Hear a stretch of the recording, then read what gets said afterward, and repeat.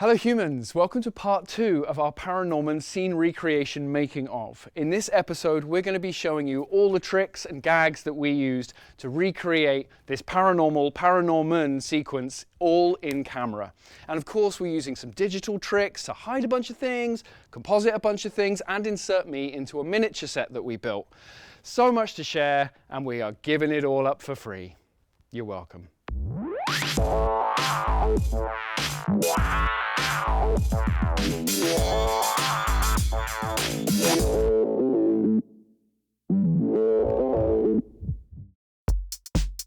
Twas the night before Christmas, and there is still much to do. While Ted and Jake fit and reinforce the toilet seat shaker, I do some last-minute weathering on my costume. I'm a Vans man myself. I was quite happy when I saw them in the film. I was like, hey, I know those Vans! I know I can get those. Everything in the film is really textured. Everything has, just lots going on, and all of Norman's clothes are ruined. Well, they're not ruined, but they're just very worn, particularly on the shoes and the jeans. And so I'm just giving these a sort of hard, heavy weathering job, just making it all very, very rough. We test the toilet seat and make sure it's giving us the action we need. Yeah! It's like bucking bronco. Jake is under the set working a device which is connected to a rod that's coming up through the floor. This is something we'll have to remove later in post. This looks great. It's so good to get those walls on.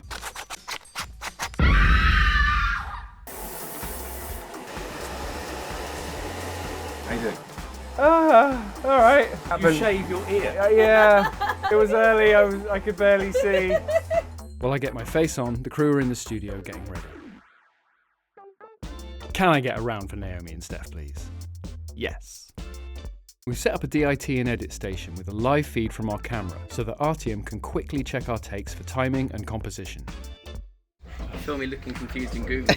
Great, yeah. Yep. I don't know how any of this works. JP's on directing duty and he takes the crew through the plan for the day and we get ready for the first shot, while I prepare to act. Yeah. Everybody hates me and I see dead people, that's my motivation. We opt to get all our high angle shots done first in case our painted floor gets ruined by all the water and foot traffic it will inevitably be encountering. Our first gag is one of the simplest, the self-opening toilet. And yep, just a bit of monofilament passed through a tiny drilled hole in the toilet seat does the job. Ted ties a knot between the seat and the lid so that they lift separately from each other. We place a small LED light inside the toilet along with our remotely triggered microfogger. So when the lid lifts up, we get a nice plume of green smoke emanating from the toilet, knowing that JP's green glowing character Uncle Prendergast will later be comped into the shot. Our second AC Ben bounces some green light into the set, timed to when Prendergast climbs out. Again, this will help tie the composited character into the set. Whew! Hot. It's jib time, and our DP Tomoi is using DJI's master wheels to allow us control over the gimbal's multiple axes. For almost the entirety of the shoot, the camera will be controlled remotely on a jib, enabling us to capture all the necessary angles in this tight space without the crew having to be anywhere near it. Our AC Cami is operating the remote follow focus, while Grips, Ash and Matt operate the jib and dolly. While our floor is still in good dry shape, we set up for the shot where Norman enters the cubicle. In the original, we see Alvin's feet dangling in the stall next door, but we only have one. So my sneaky plan is to use the same stall twice. We open up the walls to get the door in place. Those hinges on the walls are already paying off. We shoot my entrance with the camera positioned like so. Then we repo the camera and shoot Alvin's dangling feet. That's actually me holding the shoes and puppeteering the movement. Lol. We can then bring these two shots together in post, and with a little cleanup work, you'd never know. Next up, it's the shot where the camera needs to track back and rotate at high speed, pulling focus to the dispenser. In the original, Norman doesn't move during the camera move, which is really helpful because we shoot it at normal speed with me holding my position. Once the camera has stopped its move, I react. This way we can speed up the move without any worry that my movement will also be sped up. Then Ted uses an air cannon to give the toilet paper a subtle blow. Next up is the rattling dispenser lid. This was another relatively simple gag. Attached to the back of the lid are two tubes designed to fit rods which Jake will rattle from behind. The rods aren't fixed because the lid then needs to fire across the stall. This is achieved by good old monofilament attached to the front of the lid and running through the adjacent wall, which is then yanked on cue. There are a number of camera moves in this shot as well as the puppeteered gags, so we rehearse it a number of times before going for takes. The shot finishes with the camera tilting up as the loo roll flies off the roll, sending reels of it into the air. These will be added in post. We did a couple of takes with an air cannon firing paper into the air, as well as clean versions, depending on what we wanted to use later. After a couple of relatively simple shots, it's shaky toilet time. It's also time for our tiled wall to show what it can do. We have 4 runners on this shoot from local film schools, and they've been roped into being puppeteers for some of our shots. JP shows Jan and Jamie how to work the tile wall, while Ted and Jake prepare the shaky toilet seat. They've also rigged a pump with a bespoke fitting to gush water at the same time. Timing was everything with this shot, so each operator or puppeteer had a specific cue. Gush. Right tile. Shaky, shaky. Back, back, back. Lovely. And after a few takes, we nailed it, bringing us to the end of the first day. And there's a little time left to install our latex walls ready for day 2. Humans, have you liked? Have you subscribed? Have you commented on how freaking cool this is? Well, get on with it.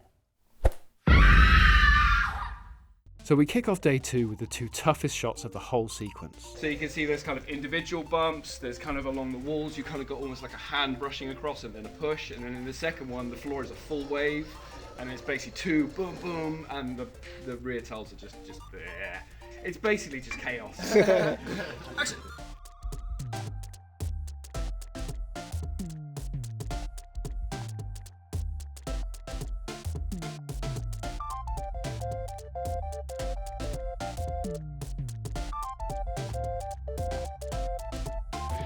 Very exciting time. First shot of day 2, and it's the first of the 2 really big ones. This is where just everything is going off. We've got the wall, 3 people on the back wall doing all the tile business. We've got someone under the floor creating ripples on the floor, and we've got our elastic walls in, which are looking so good. Oh God! All the work becomes so worth it when you start seeing it in the frame, just looking as it should. So while all that's happening, I'm also jiggling around and there's water coming out of the toilet as well. So it's like all the gags are happening.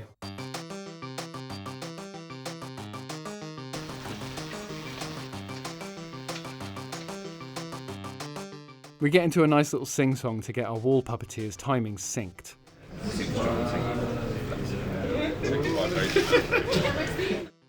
Yes, those are yoga balls. After we get the first of the 2 shots, it's time for me to get the harness on, ready for my climbing act. Sandpaper shoes! Safety first, y'all. Kinda. Ted will be taking my weight throughout this shot so I can climb safely onto the cistern with my back to the wall. With Ted relieving me of a fair amount of gravity, I'll also be able to ascend very quickly, which the shot demands.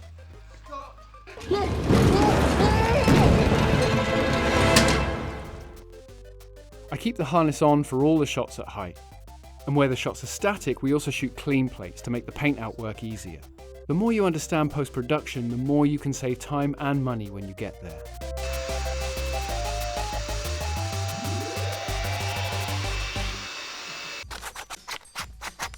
Is my hair in? We're now having to actually start dismantling the set during the shoot day. We've actually got a really extreme low angle shot to get, which means we have to remove the floor. It is what it is. It's a hell of a time killer. So bless Pat and John, they are kind of working while we have lunch, and then they're going to have lunch after once we start shooting. But yes, these are all of the wonderful logistics that you have to think ahead when you need to get all of these shots working. But yeah, it is a little painful watching it being taken apart. It's always the killer with making sets like this, when they're really, you just spend so much time building them and then away they go.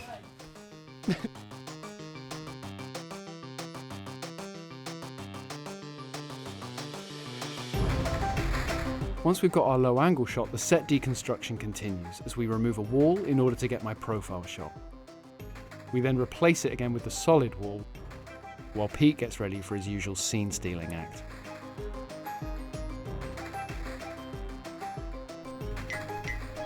That's a wrap then, guys. Thank you.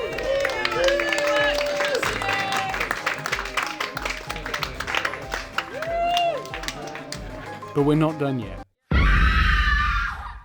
Our final day sees JP embodying the dead Uncle Prendergast. We actually picked up this incredible beard on Etsy, and then Steph whipped up some matching hair to sit below his cap.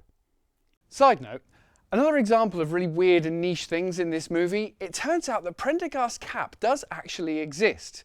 This image shows one of the animators wearing the exact same hat as he works. I think it's a Portland thing. Anyway, you cannot get hold of this cap, and there is nothing like it out there. So yes, I had to make it from scratch, which involves smashing 2 hats together, masking, spray painting, and then using that very same BTS shot as a reference to create the weird beaver with a spanner image and have it printed into a sticky label. Huge thanks to Lou Foley for sourcing and altering JP's costume, and Andre Pattenden for taking some gorgeous stills. While Steph works on JP's makeup, we prep our first setup. This is the shot where Prendergast emerges from the toilet. So what we've done is we've stretched this sort of mad, luminous lycra across a lighting frame, and then I've built a table that sits underneath it with that sort of toilet bowl shaped hole in the center.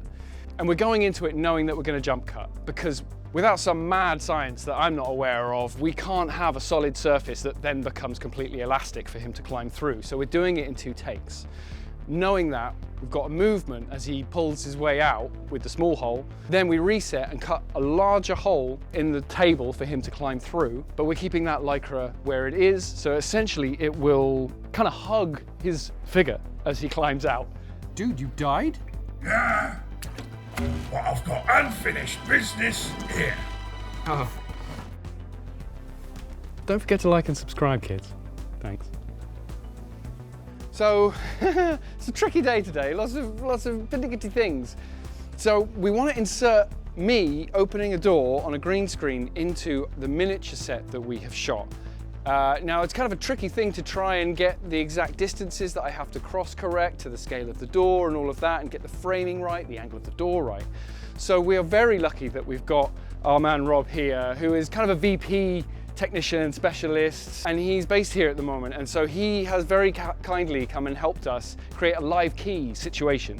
So what we've got here is the image from the miniature set that we shot, and so we can bring up our live key and we can kind of do a sort of a half opacity on both images so that we can get our framing, our angle right, and our scale right. And what it also shows is exactly where the door is on the green screen so that we can put a perfect mark down knowing that this is going to work just right with our miniature shot.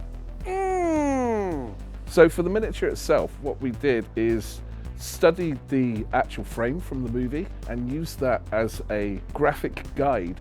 And then effectively what I made in Photoshop were texture maps that I printed onto Fomex board. The advantage of the Fomex board is you can get it pre-printed, so any digital image that you want really can be printed on this. And that saved us a lot of time in building this because it basically pre-painted, if you like, the surface for our miniature. Before printing these texture maps onto actual Fomex board, I roughed it out in a 3D graphics package just to double check the spacing and the scale was correct. And then it was just a simple case of, once it was printed for real, assembling just like the 3D model. I also hand sculpted some further details like the sinks, the mirror, the soap dispenser, the trash bin, and the radiator. So for the radiator, I just used the reference as a guide and hand cut some Fomex board and some matchsticks and just made a rudimentary shape that matched the reference. Now the sinks were hand sculpted in clay and then molded with silicone rubber and then cast out of a resin. And then from that, I applied a lot of lacquer and white paint to mimic the ceramic shine. In fact, the only thing that wasn't scratch built or sculpted or molded was the taps, because I didn't have time to make the taps, and quite frankly, they're too fiddly for these fingers. I was very lucky to find some 12th scale doll's house taps that seemed to match the reference closely enough. This is literally a real photograph of our roof section of our actual full-size set and kind of shrunk down and tiled up to make the rudimentary texture that could be printed onto this Fomex. And then where we wanted the ceiling lights to appear, just cut squares and then backed it with some trace. And then when that's illuminated from the top, that gives us a natural kind of soft spotlight that mimics the full-size set, if we had one. Now, the advantage of having the cutouts in the ceiling, it enables us to use the advantage of having a miniature, which is capturing real light interacting off our surfaces.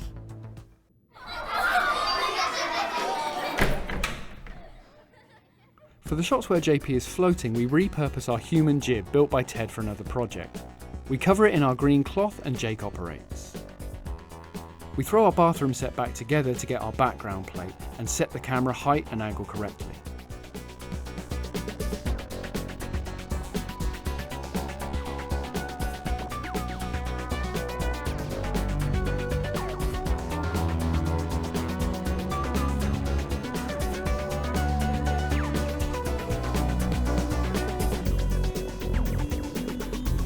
That's great. That's the one. Cut and wrap. With all our shots in the proverbial can, it's time to bring it all together. Shout out to our wonderful friend, compositor and all-round VFXG, Phil Wood, who undertook the significant task of compositing JP into the scene. To create the green aura around Prendergast, we couldn't resist a little water tank work. JP had the ingenious idea of using drain tracing crystals used by plumbers to find leaks in pipes. When exposed to UV light, this stuff becomes luminous, so we set up a UV top light, which I flag with black wrap, and we drop crystals into the water. As they dissolve and disperse, they create luminous green tendrils, which can then be keyed from the black background and composited into multiple layers around JP.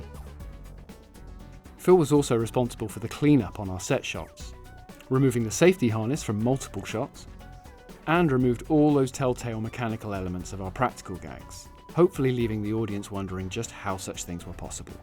For me, this is where practical and digital tools can combine to genuinely fool the audience into believing everything they're seeing. Because what they're seeing is real, but those invisible VFX allow us to perfectly hide any clues as to how it was done. So there you have it. We just want to say a huge thanks to LAIKA for inviting us to be a part of their LAIKA by Creators project. I love animation and I've been a huge fan of LAIKA for many years. We are of course based in Bristol, which is the home of Admin Animation, and they were one of my biggest inspirations as a kid. I think it's that world building aspect of filmmaking that for me is still the closest thing that we have to magic. Right, that's it from us. Please do remember to like, subscribe, share with your friends, enemies, pets. It all helps to serve the all-powerful algorithm. You can always support us on Patreon if you want to help us keep sharing. Much love.